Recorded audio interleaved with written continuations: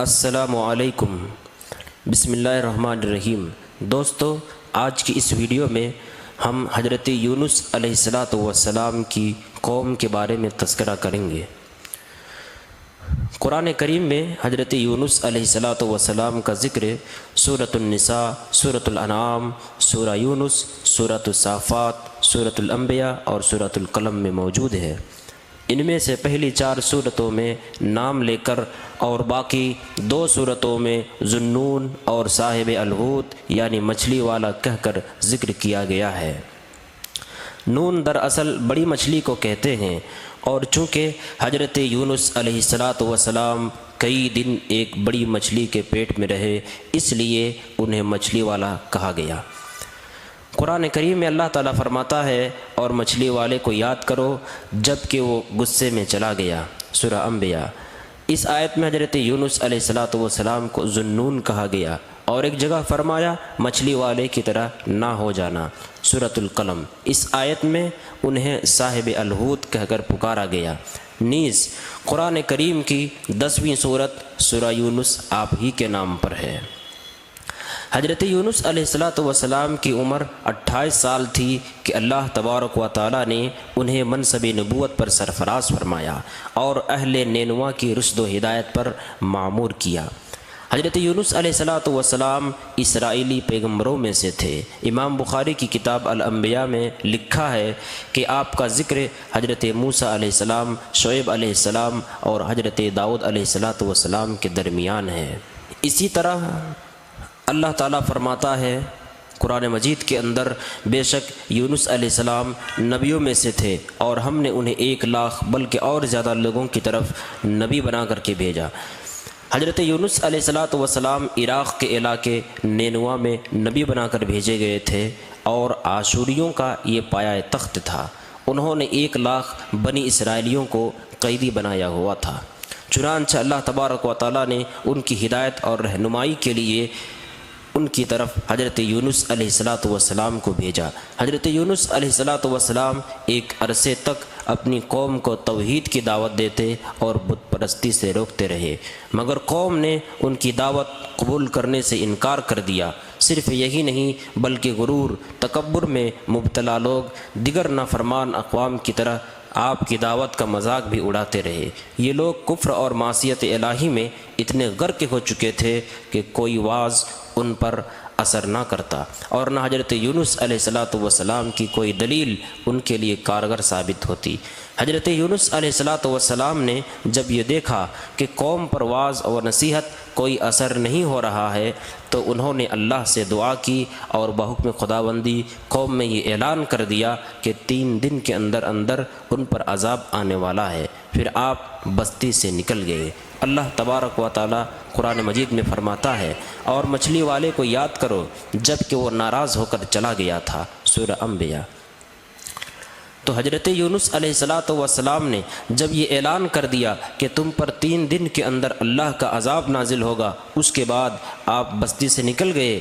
قوم نے حضرت یونس علیہ السلام کے اس اعلان پر آپس میں مشورہ کیا۔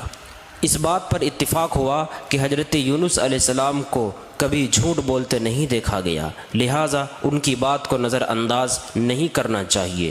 بزرگوں کے مشورے پر یہ طے کیا کہ رات کو حضرت یونس علیہ السلام اگر اپنے گھر میں مقیم رہتے ہیں تو سمجھ لو کہ کچھ نہیں ہوگا، اور اگر وہ یہاں سے کہیں چلے جاتے ہیں تو یقین کر لو کہ صبح عذاب ضرور آئے گا۔ آپ رات ہی کو گھر سے رخصت ہو گئے تھے۔ صبح ہوئی تو گہرے بادلوں کی شکل میں سیاہ دھواں بستی والوں کے سروں پر منڈلانے لگا۔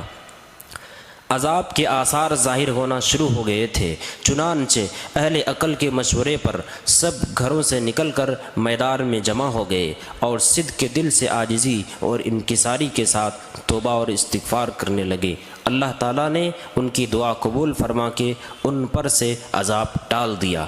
حضرت یونس علیہ السلام کو جب عذاب کے ٹل جانے کی اطلاع ملی تو انہیں یہ فکر لاحق ہوئی کہ اب میں جھوٹا سمجھا جاؤں گا۔ بعض روایت کے مطابق ان کی قوم میں کسی کا جھوٹ ثابت ہو جانے پر اسے واجب القتل قرار دے دیا جاتا تھا۔ عذاب ٹل جانے کے بعد حضرت یونس علیہ السلام کا اپنی قوم میں واپس نہ آنا، اپنے اجتہاد کی بنا پر ہجرت کا قصد کر لینا اور اللہ تعالیٰ کے صریح حکم کا انتظار نہ کرنا ان کی نظر میں قابل گرفت بات نہ تھی، مگر اللہ تبارک و تعالیٰ کو حضرت یونس علیہ السلام کا یہ طرز عمل پسند نہیں آیا کہ وحی کا انتظار کیے بغیر ایک فیصلہ کر گئے۔ یہ اگرچہ کوئی گناہ نہیں تھا مگر خلاف اولا ضرور تھا۔ حضرت یونس علیہ السلام فرات کے کنارے پہنچے تو ایک کشتی کو مسافروں سے لدا تیار پایا۔ ان کے کشتی میں سوار ہوتے ہی لنگر اٹھا دیا گیا تھا۔ راہ میں طوفانی ہواؤں نے کشتی کو آ گھیرا۔ جب وہ ڈگمگانے لگی اور ان کے غرق ہونے کا یقین ہونے لگا تو اہل کشتی اپنے عقیدے کے مطابق کہنے لگے، ایسا معلوم ہوتا ہے کہ کوئی غلام اپنے آقا کے پاس سے بھاگ کر آیا ہے جو اس کشتی میں سوار ہے۔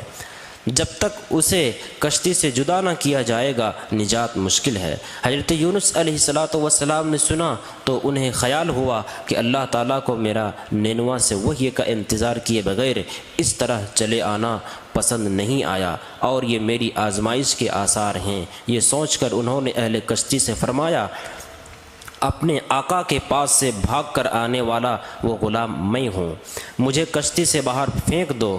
مگر ملاح اور اہل کشتی ان کی پاک بازی سے اس قدر متاثر تھے کہ انہوں نے ایسا کرنے سے انکار کر دیا اور آپس میں یہ طے کیا کہ قرعہ اندازی کی جائے۔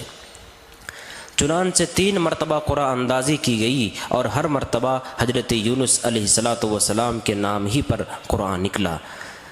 تب مجبور ہو کر انہوں نے حضرت یونس علیہ السلام کو دریا میں ڈال دیا یا وہ خود دریا میں کود گئے۔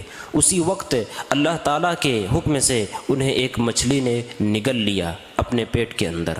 مچھلی کو صرف نگل لینے کا حکم دیتے ہوئے فرمایا تھا کہ صرف نگل لینے کی اجازت ہے، یونس تیری غذا نہیں ہے، اس لیے ان کے جسم کو کوئی مطلق تکلیف بھی نہیں پہنچنی چاہیے۔ حضرت یونس علیہ السلام نے جب مچھلی کے پیٹ میں خود کو زندہ پایا تو بارگاہ الہی میں اپنی اس ندامت کا اظہار کیا کہ وہ کیوں وحی الہی کا انتظار کیے اور اللہ تعالیٰ سے اجازت لیے بغیر اپنی قوم سے ناراض ہو کر نینوا سے نکل آئے۔ قرآن کریم میں اللہ تعالیٰ فرماتا ہے، اور ذنون جب غصے کی حالت میں چل دیے اور خیال کیا کہ ہم ان پر قابو نہ پا سکیں گے، آخر اندھیرے میں رات کی تاریکی میں حضرت یونس علیہ السلام مچھلی کے پیٹ میں اللہ تبارک و تعالیٰ کو پکارتے ہیں اور کہتے ہیں، لا الہ الا انت سبحانک انی کنت من الظالمین۔ اے اللہ، تیرے سوا کوئی معبود نہیں، تو پاک ہے اور بے شک میں قصورواروں میں سے ہوں۔ اللہ تعالیٰ نے حضرت یونس علیہ السلام کی درد بھری آواز سنی اور دعا قبول فرما کر مچھلی کو حکم دیا کہ یونس کو جو تیرے پاس ہماری امانت ہے اس کو اگل دے، اپنے پیٹ سے نکال دے۔ چنانچہ مچھلی نے ساحل پر حضرت یونس علیہ السلام کو اگل دیا، اپنے پیٹ سے نکال دیا۔ حضرت عبداللہ بن مسعود رضی اللہ عنہ کہتے ہیں کہ مچھلی کے پیٹ میں رہنے کی وجہ سے ان کا جسم ایسا ہو گیا تھا جیسا کہ کسی پرندے کا پیدا شدہ بچہ جس کا جسم بے حد نرم اور جسم پر بال تک نہیں ہوتے۔ غرض حضرت یونس علیہ السلام بہت نحیف اور ناتوہ حالت میں خشکی پر ڈال دیے گئے تھے۔ اس کے بعد اللہ تبارک و تعالیٰ نے ان کے لیے ایک بیلدار درخت اگا دیا۔ بعض علماء نے لکھا ہے کہ وہ کدو کی ایک درخت تھی جس کے سائے میں حضرت یونس علیہ السلام زندگی گزارنے لگے۔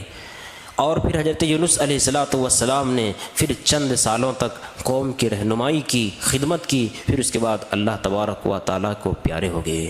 تو دوستو، اس واقعے سے ہمیں معلوم یہ ہوا کہ چاہے کیسی بھی مصیبت ہو، کیسی بھی حالت میں ہو، ہمیں صبر سے کام لینی چاہیے اور اللہ تبارک و تعالیٰ کی نافرمانی سے بچنی چاہیے۔